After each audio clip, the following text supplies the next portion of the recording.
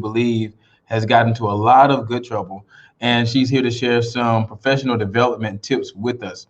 Please, everyone, please give her a great welcome to the Good Trouble podcast, Miss Valeria Green. And the crowd roars and they claps and they go crazy because they're so excited. You can't hear them right now, Valeria, but they're clapping. Clapping. Well, good. It's a pleasure to be here, Demetrius. Yes, ma'am. So if you can just give the people watching just a brief introduction of who you are, what you do, all of that. Well, I support the Carolina Cluster Career Pathways Initiative, state office. And my formal title is Director of Experiential Learning. And so it's been a pleasure to support this initiative and grant and the institutions that fall under it. Awesome. So being directly connected with experiential learning, I'm sure you know a lot about internships, right? And when should students apply? When shouldn't they apply? A lot of students may think that when they're freshmen, they shouldn't. So what's your take on when students should be applying, whether they're freshman through senior, for internships? So it's important to partner with team members and team leaders like you, Demetrius, for the students to identify where they think they'd like to, or what they'd like to do, right? They don't have to have a concrete decision. But that gives them some guidance about what to look for in terms of internships. Freshmen through sophomores, definitely I'd encourage students to engage in what we call externships or shadowing opportunities. Quite a few employers also provide what we call emerging leaders programs, where the students get to learn about the business or the industry, engage with leaders in the industry. Oftentimes they're practicing resumes, writing and interviewing. And they're also having opportunities sometimes to even interview for an internship. Yeah. And so it's important for them to start that process early. And if they're hesitant about it, which there can be a degree of anxiety because this is different, is to receive that guidance both from members of your team and faculty, staff, but also to conduct informational interviews with people they see that work in the industry, just to get more insight and coaching. So with employers wanting at least 2 to 3 years of related work experience, I'd encourage that they start as early as their freshman year. Yeah. And it can continue through their senior year. As a matter of fact, working with a partner now who is considering talent that recently graduated. So to answer your question more concretely, start as quickly as possible, freshman year. Yeah. Okay. And I'm pretty sure, as you said, they start early. They get a lot of those experience, those soft skills, build that foundation, and be a great candidate by the time they're a senior, maybe even landing the job before they graduate, way before they graduate. Yes, and that is the goal. Yeah. Graduate placement. Yeah, that's ideal. Yeah. So a lot of students, they get to a point where they've created their resume. They know how and what a resume should look like. But the question may be, how often should I update my resume? So in your experience, how often am I editing my resume? Maybe every week, every 2 weeks, every month, every semester, every year? How often would you say a student needs to update their resume? Well, since it's a great question. Again, whenever a student engages in an opportunity that's in alignment with the skills, right, the soft skills or technical skills and competencies that an employer, graduate or professional school is looking for, like a project from class or a leadership program that they participated in, they need to update their resume. Even classes that they're taking, both formally through your institution or just on the side. There are a lot of students who learn on their own just to polish their skills, if you will, as relates to the industry. Please forgive me for that. No problem. And so it's important for them to update at a minimum, since the semester is only, 3 months, right? Yeah. I would say at a minimum once a month. Okay. But to supplement what you just asked me, I'd encourage that they do the research. Just look across the nation for opportunities that align with their interests, right? look at that job description or the program description to see what are employers looking for. Yeah. And then that way they can gauge what they're on par for learning, perhaps formally on campus, or just independently doing research so they can obtain that skill. And so I hope that's helpful. But just like those of us who are seasoned professionals, we too should be doing the same. Yeah. It allows you to self-assess where you are, and for visionary goals or long-term goals, understand what you need to do or acquire to be marketable for whatever the interest is. Yeah. Yeah. And once a month is so good for, information being shared with the student. Yes. So here's another question, because we go through college, right? Or students go through college and we get involved with so much, yes. right? And now we have so much information to share on our resume. Mm-hmm. We may not even, we may go about having a resume that has maybe 2 pages, right? 2 yes. Or it may even be 2 or 3. So what is the maximum number, would you say, a resume should be, the maximum number of pages? Should it be 2 pages? Should it be 3? Should I share everything? Should it be a booklet, right? How many pages should I have? Well, again, the content should be relevant to what the candidate is looking for. Yeah. So I just met, it might have been one of your students, and she is a powerhouse. I mean, her resume does not look like the typical 4-year college student. She did quite a bit in college. in high school. And then after high school, prior to becoming a member of the institution. And so when content is relevant to what, or experiences are relevant to what the organization, whether it's graduate school, professional school, employer is looking for, include it. But it goes back to what I shared a moment ago. Remember, do the research, understand, what they're looking for, because the goal is to align whatever you've done, right, with what they're looking for. That's ideal. And so when it is that way, then it makes for a powerful document that is a great introduction to that interview or hopefully interview that will occur. Yeah. Yeah. So I know this may sound like a very just simple question, but I've seen it a lot of times with resumes as well.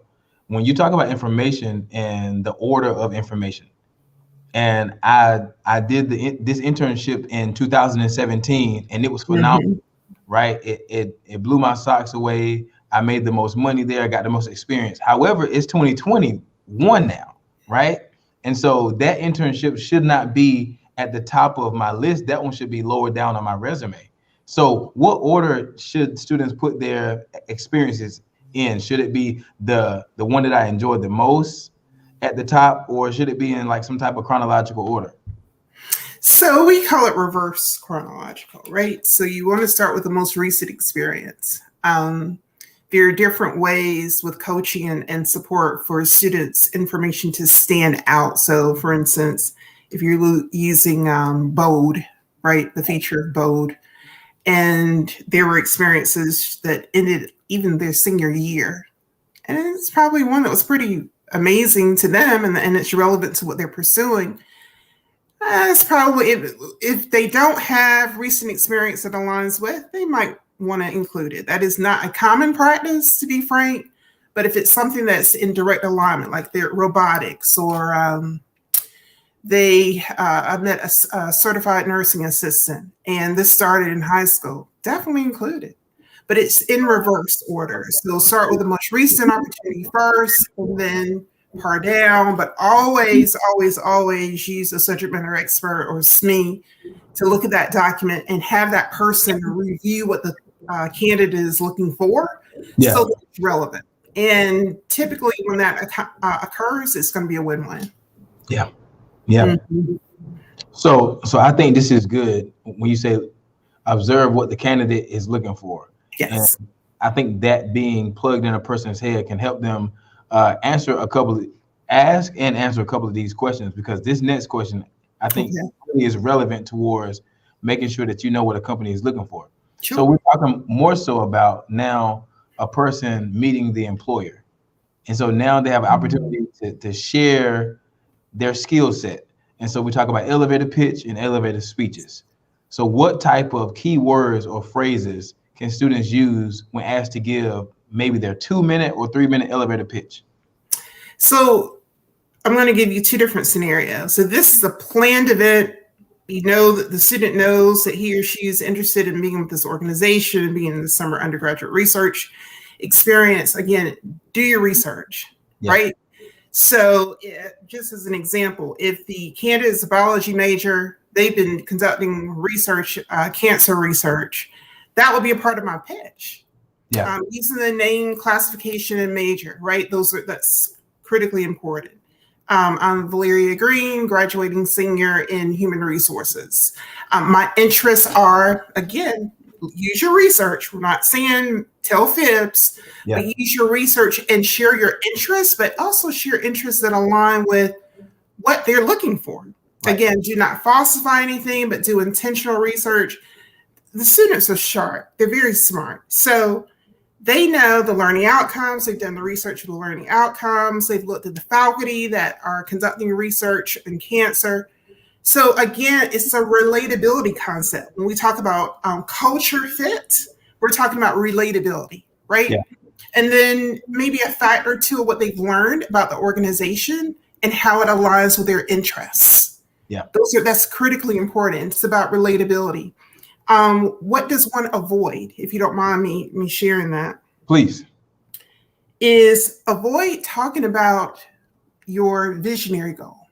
I've often coached candidates that are in pursuit of employment or graduate professional school that your visionary goal is not one that an employer or graduate school is looking for, unless it's in alignment with the program that you're pursuing. Okay. I've seen that often, and that's what we call something to avoid, right? When there's a mentoring conversation, those safe conversations about long-term goals and perhaps some deep dives with opportunities that they know they need to improve. Again, talk about the issue or talk about the concern, and then talk about what you've done to, minimize that. So that's it in brief. It should feel different when you're networking than when you're talking to an employer that's interviewing you. So that can be tweaked. And again, it's just a modified version of what I just shared. So now we've transitioned from being able to have a resume. Now we're talking about having an elevator pitch or elevator speech. I have both of those things, right? Now I have an interview. Now, I don't just have a regular interview because we're in COVID-19. I have a virtual interview. So my question to you in this new virtual phase, how important is it to be visible like you and I are right now on the camera during the interview? Is this something that the employer is looking for? Yes, it's critically important. And as you and I have done some workshops together, Demetrius, it's just like you can see what's happening in my background. To the left of what's happening to me and the right of what's happening to me, there could be chaos. But it's important to be seen. It's for them to see your eyes, to see the expression, to see the smiles, to see the engagement. No one wants to look at a blank screen or a black screen when they are looking for candidates that will be merging it with an organization with different team members and team leaders. It can be intimidating. But it's important to practice. They should do it in the class. I mean, I could be wearing shorts right now. I am not, but always wear a jacket if when appropriate, the tie, or at least a sport coat and a shirt. It applies to anyone. And wear bright colors. I have a bad habit, probably for my financial services days, of wearing black and blue. And it's important for me to bring that part out. So that was an opportunity for improvement for myself. And so again, choosing those colors that can be interchangeable. Tomorrow I could wear the same jacket and be blue underneath. And so again, it's important to be seen and also heard professionally. If one needs to step away, that happens. Just ask, please excuse me, I have to separate for just a moment. I'll be right back, especially in the group. And if there's an emergency, same thing. fire alarm goes off at the house. You're all of a sudden you're hearing a gush of water. So there's an issue going on, and then come back. What we've learned from employers is that they are a lot more fluid in this process. And that's good.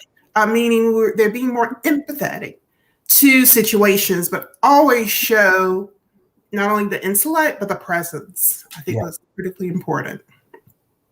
So, Valeria, I have my resume. I've now given my elevator pitch. I'm in the interview, right?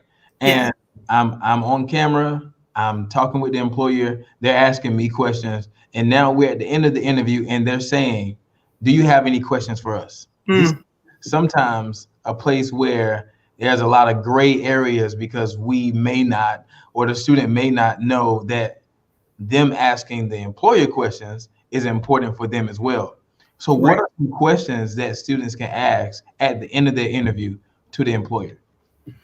Well, safe questions are ones that you can plan ahead. Just for an example, there are at least 5 questions that I always coach my candidates that I'm mentoring to have at least 5 questions, right? Yeah. One could be, can you walk me through the training process? Yeah. That's important. Can you share information, or please share some information about current initiatives and how this role will be involved in that? Okay. It's critically important to show that one is already treating it as if you've been hired. And that's that confidence. It's coming across as someone who is intellectually ready to learn this information. Yeah. And curious enough to do deep dives. Yeah. How will my performance be evaluated? The first, and perhaps they'll break it down to the first 30 to 90 days and then 180 days. And perhaps another one could be you value mentoring. You did some research and seen the work that the organization has with a formal mentoring program. Is that something that I will be able to participate in as an intern or a new associate? And so again, just showing that you've done the work. Yeah. And so those are safe. Ones that we avoid are about salary and benefits and hours. What is the attire? Is it formal or informal, business casual? Those things that really don't matter when you're trying to gain experience. A mentor that will coach you along the way, hopefully thrive in that opportunity. So those are some examples that come to mind initially. But again, there's so many resources out there, Demetrius, to help the candidate. And they should also lean on their coaches, internal coaches and leaders like you, whenever this occurs. And I'm sure you have some resources on your website as well. Yep. So the last question is something that you just answered, but I think that even if you can evolve that thought into when they should ask that question. So the person, they have their resume, they have an elevator pitch, they've been interviewed, whether it's virtual or in person, they now ask questions at the end of their interview.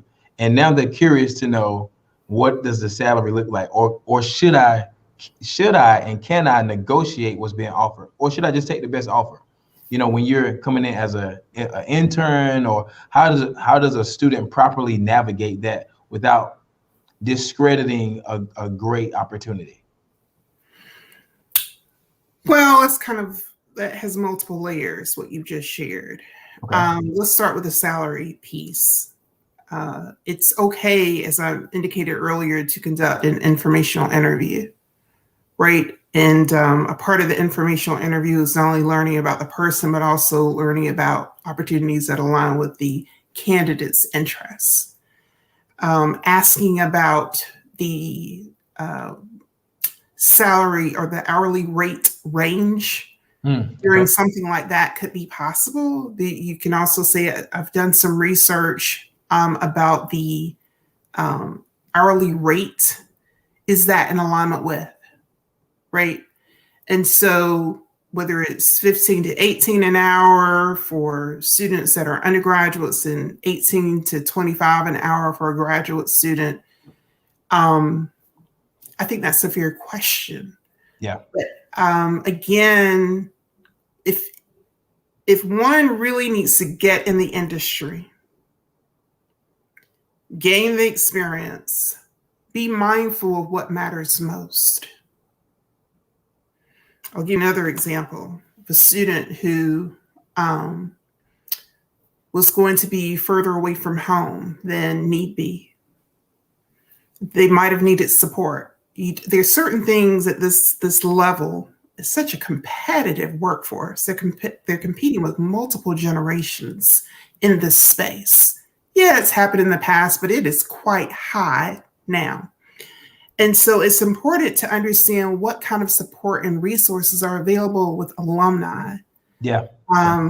Organizations like fraternities and sororities. We are often quite urgently wanting people to help, right?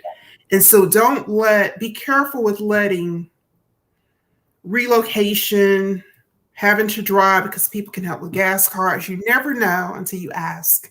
Yeah. I've had alumni to even help students with housing and not charge a thing for students who are working in Philadelphia. So ask for help. Be proactive with showing the research and asking for help. When the students work at an organization in Aiken, they reside at a university right there on the campus, and they are very thoughtful. So always ask for assistance.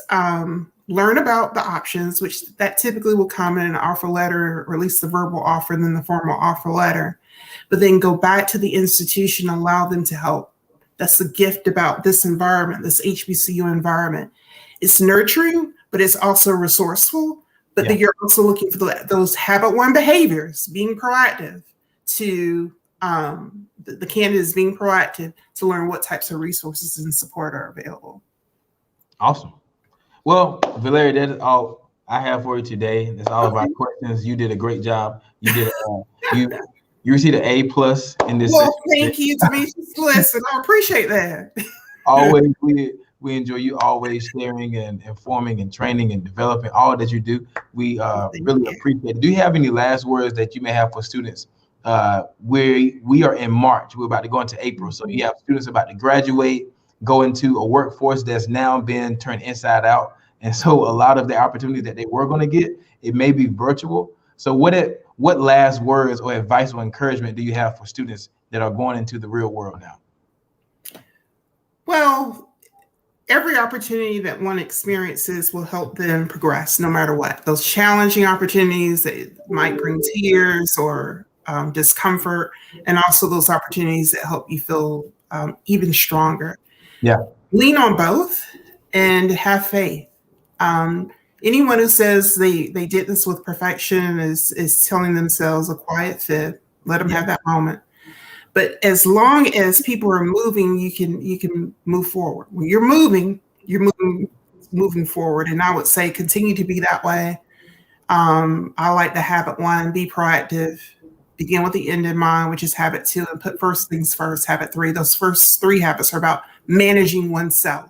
Yeah. Do the things that are necessary to get the support, follow through, and always say thank you. And I've always coached my students to send a note. You can send it through email. Or write a letter. I have this here. I don't know if you can see it. It's just a thank you note. I keep them by my computer. It's always important to show gratitude. Yeah. And again, when you're asking for help, and if you follow through, 9 times out of 10, it's gonna happen. So be encouraged and know that we're here to help. All right. That was great. All right, everyone that's watching and that will go watch later, thank you for joining. This is another episode of Good Trouble. We encourage you again to get in some good trouble, necessary trouble, because there's a lot to get into to make you better. Have a great day. We'll talk to you soon.